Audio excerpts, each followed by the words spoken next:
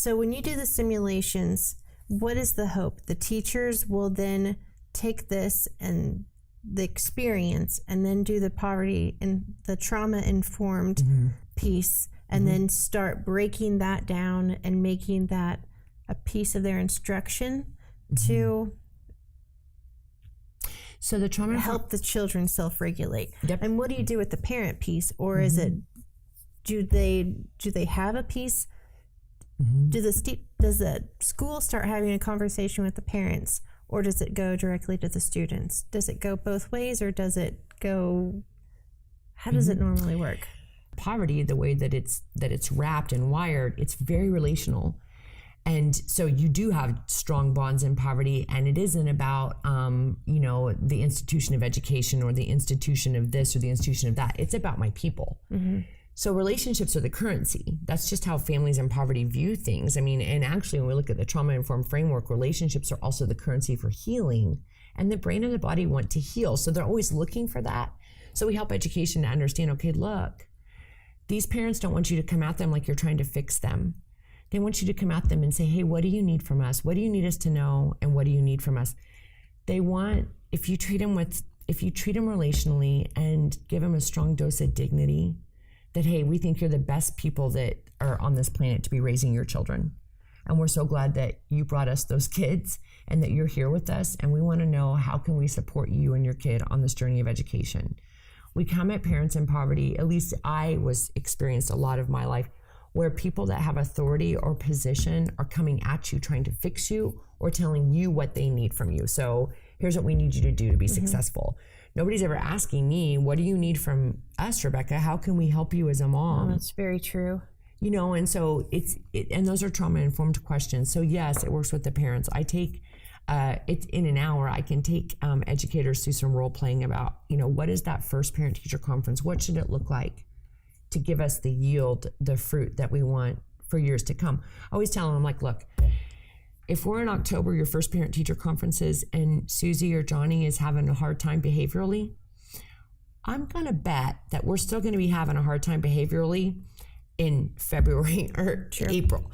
So the first time we get together, let's not dump on mom and dad all of these things that we need to work on, because here's all the deficits that your kids are bringing to the classroom every day. Let's help them to understand that while we also see these strengths that your kiddo brings, like, these are the reasons I'm glad your kid shows up every day, and ask that question, what do you need me to know? And what do you need help with? And that piece right there, as we know from the Poverty and Trauma Conference, I mean, that piece right there, parents, if they think that you've got their back, they'll get their kids to do things for you that they normally otherwise wouldn't do. And so just helping, it's these little nuances, right? It's nothing earth-shattering. Step one for trauma-informed is building that relationship, that trust, that level of, okay, you've got my back and I've got yours. This isn't going to be perfect. Yeah. Now, how does conflict work into this? Because it's not always going to be what the teacher wants to hear, nor what the parent wants to hear, and balancing those two without sacrificing relationship with the parent, the student, the teacher. So I've become very aware that what's missing in our school systems right now around trauma-informed practices and resilience building is a common vernacular. And so I'm working on that, Jaime, like, how do we build this framework? So my little 8-year-old, I've been doing trauma-informed stuff with him, and he gets really mad and he's like, I'm dysregulated. Elijah, what part of your brain are you in? I'm back here. I've got cortisol dumping. I mean, it's hilarious. But that's his language. That's his language. And then I'm like, okay, what do we need to do to get you regulated? And he's got paras, and he's got a special ed person that works with him because he's on the autism spectrum. At the beginning of the year, third grade, he's in third grade now. Third grade gets harder, and he's starting to be more stressed out and causing more problems there. And so I sat down with them, and they really hadn't heard about the trauma-informed stuff. And now they just started doing zones of regulations with him. He came home and he's like, I learned all about the red zone. And he's like, that's when my cortisol is pumping. My amygdala is big, Mom. Because Elijah remembers concrete stuff really well. It's like, my amygdala is big. When I'm in my yellow zone, I'm revving. I could go either way. I need to get regulated. And he goes, but I want to be in the green zone. I want to be ready to go. So that's the kind of social emotional stuff that teaching kids, and they've got these things posted. So he's dysregulated. He's feeling like he's going to scream and do something he shouldn't be doing. He can just go stand under the red zone and just stand there, and the teacher knows he's dysregulated right now. This is not a good time to have a conversation with Elijah. So back to your question about parents and teachers and kids, you know, when Jim Sporleader on Paper Tigers, he says, if I'm screaming at you, Jaime, if I'm a learning center kid and I come over and you do something that triggers me and I scream at you, he said, we've got to start understanding it's not you. So he says, drop the mirror, because a lot of times what we've been doing is the kids go into, they're triggered, so they start misbehaving. And then we start reacting and telling, and they escalate, we get dysregulated, right? So Jim Sporleader talks about drop the mirror, let the stuff that's happening blow past you until the kid gets regulated. So we ask them, where's your stress level at? 1 to 10. And they're like, I'm at a 20. Okay, you're in the red zone. You know, what do you need to do? So helping people to understand that kids need to chug water to flush that cortisol, but we let them get regulated. And then we come back, and time again, if they know that we have their backs, that we're going to be quick to forgive, that once they're regulated, we can come back and really work on this stuff. They come back with remorse, and usually they're quick to say, I know that was wrong. It wasn't you, Jaime. This is what happened this morning at home. I need to make it right with you. So we're starting to do this healthy relationship, you know, so we're asking and responding, asking, where's your stress level? Oh, you're dysregulated. Let's let you calm down. Then you come back and I respond to what we need to do to process through what just happened and what we can do differently next time. Same thing with parents. Same thing with teachers. Teachers get dysregulated too. There's stuff called vicarious trauma. You know, when you're around kids that are struggling and you take it home at night, a lot of time your fight or fight response system can get activated just because you're so invested in a kid. And so we just start this new understanding of how to become healthier, more hopeful, more regulated human beings together. You hit on, I think, the most important piece is the community, because it's a community in the simulation. You rely on the community to make it happen, and it's going to be the community that shifts, that gets them on the, how do you call it, the right lanes. Yeah, this isn't just a teacher's problem, an administrator's problem, a social worker's problem, a parent's problem, the cop's problem, a judge's problem. This is all of our problem.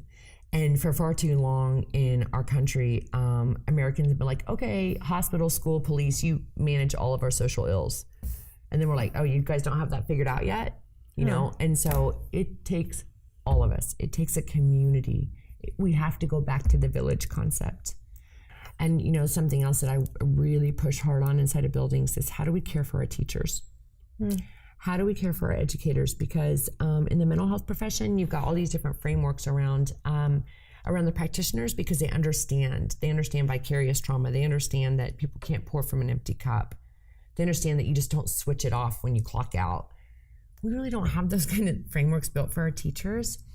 So I'm also really big on, okay, how are we going to really support the people that are 2 feet from the children in a new way? What do we need to do different? What are we doing that's great? And what do we need to do to increase their capabilities? Because again, you know, you can't teach resilience and model resilience if you don't feel like there's strong resilience in your building. And so, well, what is resilience? Well, we unpack that too. And it just the emotional intelligence, productivity, purpose, passion, hope, all those things start to go up in a building that can really be experiencing a negative culture because of the survival mode that the kids bring. So you create a family within a family. Absolutely. And we teach healing, and we teach love and trust and honor. We can't say love when we're talking about our students, though. You know, we're moving into a new place. Dr. Watson, I've got to do it. It is. We've sterilized our institutions. Teachers don't know if they're allowed. I mean, we don't even know anymore. And what we've got to go back to is the human aspect, because again, the big picture to change the outcomes for our communities going forward.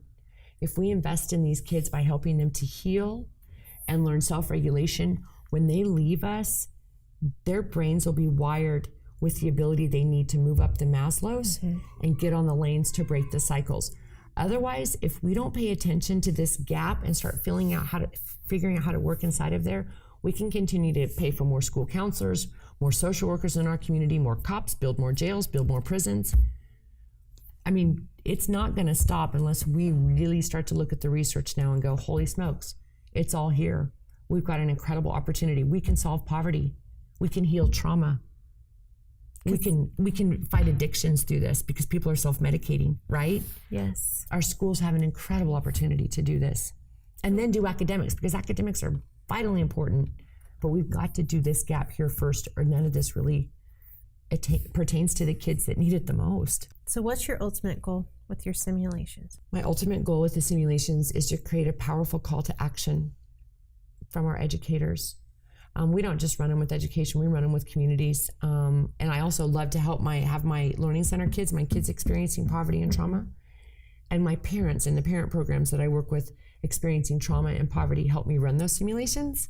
I don't want to put them in the middle. They don't need that, but they help me run it. And all of a sudden they see it in an abstract way, and they see the role of the social worker and the police officer and the teacher. And they're like, so they have empathy for those roles all of a sudden, right? Right. And so the ultimate goal of the poverty simulation, it's our bell ringer.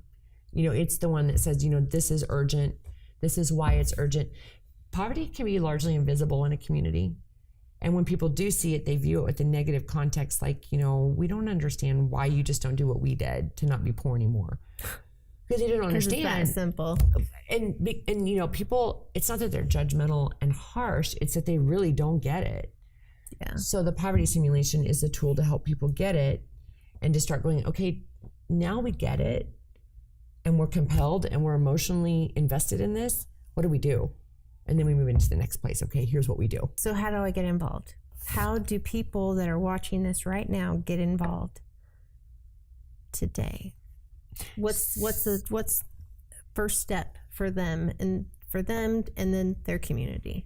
You know, if I haven't been involved with the community yet, I like to go in and just spend an hour with the school building, just kind of telling them my story so that they understand that, oh, wow, she's talking about things we haven't thought about before. Oh, and she's been there as an adult with kids in the school system, right? Because I think that's when it used to be kind of like this really hard part about my story, and now it's this huge blessing. Mm-hmm.